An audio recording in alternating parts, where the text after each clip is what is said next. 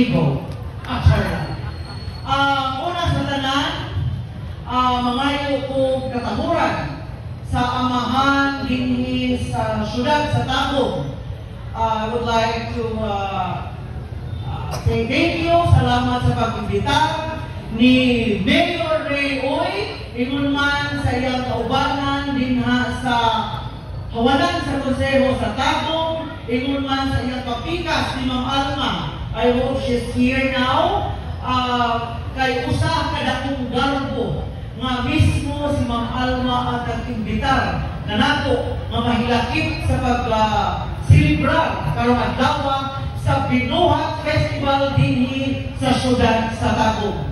Ako mapasigarbohon, gumikan kay naggikan lang ako sa usang kagamay na munisipyo sa probinsya sa Leyte. Nadiin, niya karon ninyo na tig-uban sa pagsilibrar dinhi sa inyong progresibong syudad sa Tagum.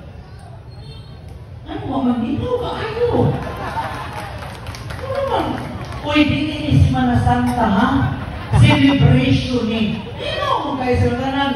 Are we live na ba tayo? Yes! Ay, nakay mo undang na lang ko diri. Gigutom na. Sa iyon man sa mga bisita, ang adin ni karon, dili na tango matagsa-tagsa.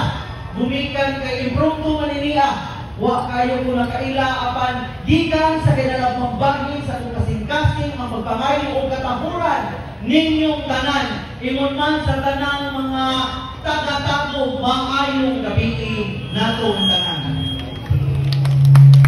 Nila pa man ang Binuhat Festival usa ka pagsilibrar, pagpasalamat sa komunidad. Diin kitang LGBT gidawat sa komunidad, gidawat sa katawhan.